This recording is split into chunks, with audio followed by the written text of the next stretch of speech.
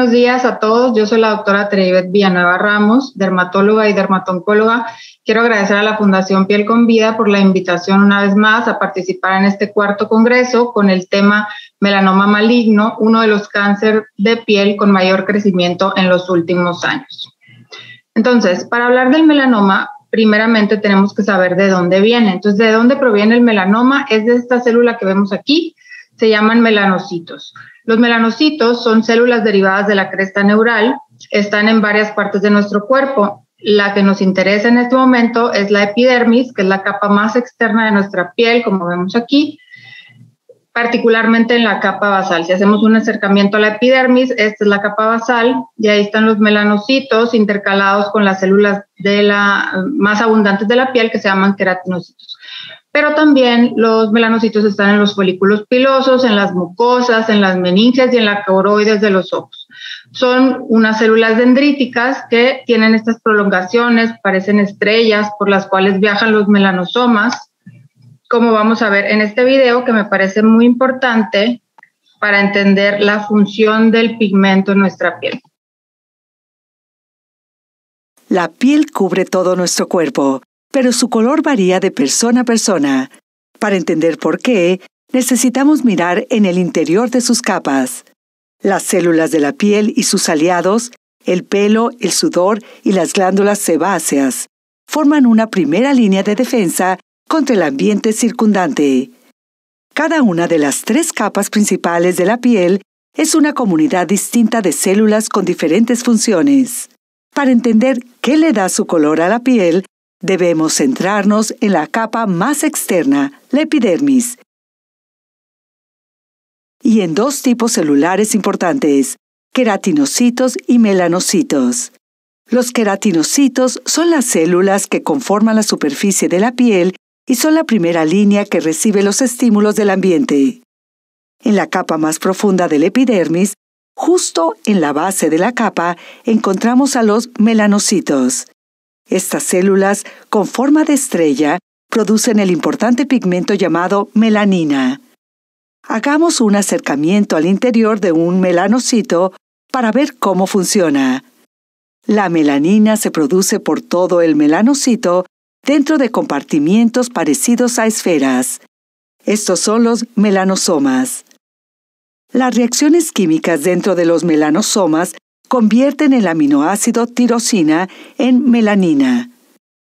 La proporción de los 2 tipos principales de melanina que se producen, un tipo rojo amarillento y otro tipo negro parduzco, la cantidad total de melanina en cada melanosoma y el número de melanosomas en la epidermis varían de persona a persona y determinan su color de piel. Los melanosomas son las fábricas de melanina dentro de los melanocitos. Pero para que la melanina haga su trabajo, los melanosomas deben ser transportados a los queratinocitos a través de las prolongaciones largas de los melanocitos. Dentro de los queratinocitos, algunos melanosomas forman una cubierta alrededor del núcleo celular. La melanina dentro de los melanosomas absorbe la energía ultravioleta de la luz solar, lo que reduce la cantidad de radiación ultravioleta que llega al núcleo y en particular al ADN dentro de él. La radiación ultravioleta puede causar mutaciones en el ADN que pueden causar cáncer. Cuando aumenta la radiación ultravioleta, se incrementa la producción de melanina y se transportan más melanosomas a los queratinocitos. La mayoría de las personas puede adaptarse a una mayor exposición solar al aumentar la producción de melanina y broncearse. Pero su herencia genética determina tanto el color natural de su piel como qué tanto se puede broncear. Muy bien, entonces, habiendo escuchado todo esto, las células, los melanocitos, cuando se malignizan, forman el melanoma maligno. Y este es un tipo de cáncer que es preocupante porque la incidencia mundial ha aumentado a una tasa mucho mayor que cualquier otro tipo de cáncer.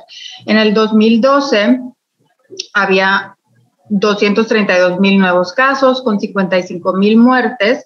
Ocupaba el lugar número 15 en Estados Unidos. Actualmente se dice que ocupa el lugar 5. Es diferente a otros tumores el melanoma porque afecta a personas jóvenes y de mediana edad con una edad promedio de 57 años, mientras que otros tipos de cáncer es generalmente después de los 60 o 70 años.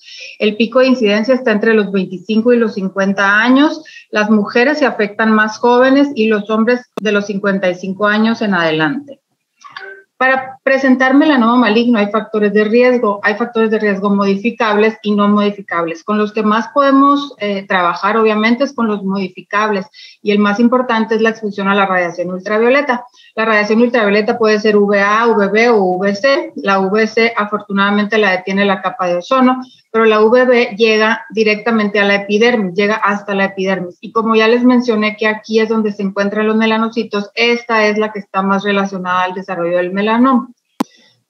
Los no modificables, obviamente, es la genética, es decir, el tipo de pelo, de piel, de color de ojos que tenemos, así como otros síndromes que les voy a mencionar ahorita, y eso, pues con eso no podemos trabajar tanto. En cuanto al patrón de exposición a radiación ultravioleta, no es lo mismo sufrir quemaduras intermitentes e intensas, es decir, una quemadura solar importante que generalmente involucra ampollas, aunque sea de vez en cuando, se relaciona más al melanoma que una radiación crónica y continua. Esta se relaciona más a las queratosis actínicas y al cáncer de piel no melanoma. Esto es un dato bien importante. El tener más de 5 quemaduras intensas en la infancia o adolescencia, intensas nos referimos a que se hayan desarrollado ampollas, esto va a duplicar el riesgo de presentar melanoma maligno en la vida. La principal radiación nos llega del sol, pero también existen fuentes artificiales de radiación ultravioleta, como las camas de bronceado y los equipos de fototerapia, que incluso usamos para otras dermatosis, y todos estos aumentan el riesgo de presentar melanoma. Los factores de riesgo no modificables están relacionados al paciente, como les comenté, es la cantidad de lunares o nevos melanocíticos, la historia personal o familiar de melanoma y la susceptibilidad genética que vamos a ver a continuación. En cuanto a los nevos melanocíticos o lunares, estos pueden ser congénitos o adquiridos, es decir, congénitos son aquellos con los que nacimos y adquiridos los que van apareciendo durante la vida. El número de lunares, la topografía, es decir, el lugar donde están, las características, cómo son estos lunares. Y un dato importante es que solamente una cuarta parte, es decir, el 25% de los melanomas aparecen en un lunar previo. El 75%, o sea, la gran mayoría, aparecen de nuevo. Es un lunar que no teníamos y desde que apareció ya era melanoma.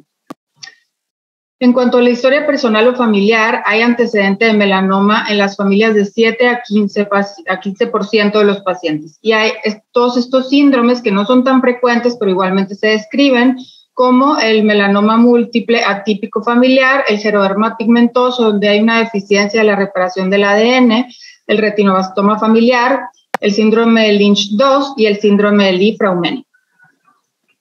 La susceptibilidad genética, es decir, lo que nos heredan nuestros padres, es el polimorfismo del gen receptor de la melanocortina 1. Este gen nos va a determinar qué tipo de melanina tenemos. Si tenemos melanina normal, se llama eumelanina. Si tenemos una melanina deficiente, esta melanina rojiza, que también vimos en el video, esto es la que desarrollan las personas que son pelirrojos y que tienen ojos claros. Esta es una melanina deficiente que no nos protege igual. Y los pacientes que de plano no producen melanina, eso es el albinismo oculocutáneo. Pero bueno, depende, si tenemos eumelanina también hay diferentes niveles. Entonces todo esto, este polimorfismo de este gen va a determinar qué tipo de piel tenemos, qué color de pelo y de ojos tenemos. Y por supuesto esto va a determinar la sensibilidad a la radiación ultravioleta que tenemos.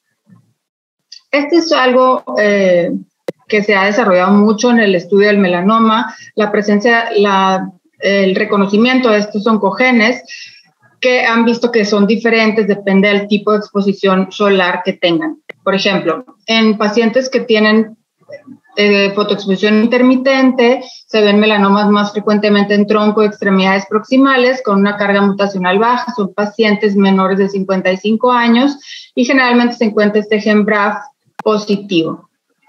Pacientes que tienen una fotoexposición crónica presentan más como la fotoexposición crónica, pues es la que es día a día, poquita, pero día a día, pues presentan más melanoma en cabeza y cuello, dorso de brazos, es decir, las áreas más expuestas al sol, con una carga mutacional alta. Estos en pacientes mayores de 55 años y se han encontrado genes BRAF, NF1 y NRAS positivos. Los nevos melanocíticos son los lunares, como les comentaba. Un lunar no es maligno, es benigno y se puede quedar benigno para siempre. Solamente recordemos que el 25% de los melanomas provienen de un nevo previo. Entonces, los lunares solamente es un tejido desordenado, un tejido exagerado, una reproducción exagerada de los melanocitos, pero benignos. Y se ha visto que en 80% de estos melanomas tienen mutaciones de BRAF, de este mismo gen que les digo. Entonces, el que tengan el gen BRAF mutado no significa que van a desarrollar melanoma. La mayoría de los pacientes por el sistema inmune logran controlar y que esta mutación no sea un problema, pero pueden permanecer indolentes por décadas por esta vigilancia inmunológica que les digo. Pero para el desarrollo de melanoma maligno hay mutaciones subsecuentes en genes claves como el CDKN2A o el TERT, que ya conduce, obviamente en presencia de la radiación ultravioleta, al desarrollo del melanoma. Y luego está el melanocito normal. Sin que exista un nevo, está un melanocito normal dentro de la capa del epidermis y por la pura radiación ultravioleta o no, se puede desarrollar un melanoma. Hay genes que regulan el proceso central del control celular. El proceso de control celular incluye la proliferación, crecimiento y metabolismo, resistencia a apoptosis, que es la muerte celular programada, y el control del ciclo celular. En todas estas participan todos estos oncogenes que les pongo aquí. Esto conduce a activación aberrante de vías de señalización en el melanoma maligno, como son esta vía MAP y la vía AKT. Se ha visto que hasta en el 90% de los melanomas malignos hay activación aberrante de la vía MAPK y esto conduce a una disregulación en el ciclo celular y a una inhibición de la apoptosis. Normalmente todas las células deben de sufrir apoptosis al final y es así como se van eliminando. Las células tumorales no pasan por este proceso y entonces permanecen reproduciéndose y por eso no se puede controlar el crecimiento. Hay una desregulación de la vía NF-kappa-beta con una sobreexpresión de las mielometaloproteinasas 9 y 2 y estas van a producir degradación de la matriz, infiltración e invasión a los tejidos. Por eso es que el melanoma es una neoplasia tan invasiva. Estos dos autores, McGovern en Australia y Clark en Estados Unidos, descubrieron que, o bueno, más bien publicaron que los melanomas, la mayoría aparecen en la piel, particularmente en la epidermis, y que la progresión de tumor puede ser por una fase de crecimiento radial, es decir, que crece de forma horizontal, o una fase de crecimiento vertical, que crece verticalmente. Posteriormente, Whiteman y colaboradores publicaron que el melanoma se desarrolla por dos vías principales, la proliferación de melanocitos como el melanoma de diseminación superficial y la exposición a radiación ultravioleta crónica como el melanoma léntigo maligno. Después vinieron descubrimientos de mutaciones en este gen, que ya mencionamos, en piel expuesta a radiación ultravioleta con poca elastosis solar, y todo esto hizo que la Organización Mundial de la Salud hiciera una nueva clasificación del melanoma, que incluye no solamente cómo se ve el melanoma, sino las características, bueno, y esas son las características clínicas, pero también toman en cuenta las características histológicas, epidemiológicas y genéticas. Y así, esta tabla que les presento aquí es la clasificación del melanoma, modificada de la clasificación de la OMS en el 2018, esta salió en el 2021, apenas el año pasado. Y entonces divide el melanoma en piel con daño solar acumulado, en la que no está constantemente asociada a daño solar acumulado, y las que aparecen en cualquier vía. Dentro de las que tienen piel con daño solar acumulado son tres vías. Vamos a hablar primero de la primera, que es el melanoma maligno con bajo daño solar acumulado o el melanoma de extensión superficial. Este es el más común en países occidentales y en fototipos claros. El patrón de exposición a la radiación es aguda en la infancia e intermitente en la adultez. Está asociado a mutación por radiación ultravioleta característica. En los hombres se presenta más en espalda y hombro y en las mujeres en las piernas. Característicamente es una lesión mayor a 8 o 10 milímetros, puede estar pigmentada o no, los bordes están mal definidos y es asintomática. Tiene una fase de crecimiento radial primero, es decir, crece horizontalmente y después vertical. Siguiendo con la vía 2, es el melanoma con daño celular acumulado alto, y desde aquí sabemos pues que esta va a ser en áreas muy fotoexpuestas. Se llama léntigo maligno melanoma y este es en pacientes mayores caucásicos. Es una neoformación plana, irregular, de tamaño variable. Esta parece una mancha, aunque sabemos que no lo es, pero no es exofítica. Puede tener, generalmente solo tiene fase de crecimiento radial, no vertical. Y en los niños se ha visto en pacientes con geroderma pigmentoso, como les mencioné, son niños que tienen una reparación deficiente del DNA. Siguiendo con la vía 3, este también es un daño solar acumulado alto, el melanoma desmoplásico. Se ve en pacientes caucásicos mayores, principalmente en zonas muy expuestas al sol, porque también tienen un daño solar alto, y menos en extremidades y tronco. Es una neoformación rosada del color de la piel y la mitad de estas pueden ser no pigmentadas y por eso frecuentemente el diagnóstico es tardío y tienen mal pronóstico. Ahora, siguiendo con las que no están consistentemente asociadas con daño solar acumulado, primero vamos a hablar de esta de daño solar acumulado bajo o nevo de Spitz. El nevo de Spitz no es maligno, pero cuando se maligniza se llama melanoma de Spitz. Aquí lo importante es destacar que el melanoma de Spitz es clínicamente indistinguible del nevo de Spitz. Entonces, cuando vemos un nevo de Spitz en la consulta, hay que sugerir que el paciente se lo quite, ¿no? Entonces, estos son dos pacientes que vi en mi consultorio, son nevos de Spitz los dos. Este se ve más plano que este, pero vean la foto dermatoscópica. Tienen estas características como proyecciones, pseudópodos, se llaman como estrellados. Se ven muy parecidos en los dos. Y entonces cuando yo veo esto, digo, es un nevo de Spitz. Hay que extirparlo y mandarlo a analizar.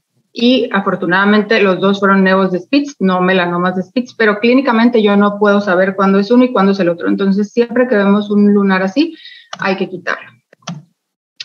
Seguimos con el melanoma acral. Este no está relacionado a la radiación ultravioleta, porque antes se llamaba melanoma acral lentiginoso, pero aparece en zonas sin folículos pilosos, que lo más frecuente son las plantas de los pies, las palmas de las manos y el aparato unguial, es decir, la uña. O sea, son lugares donde generalmente no nos da mucho el sol.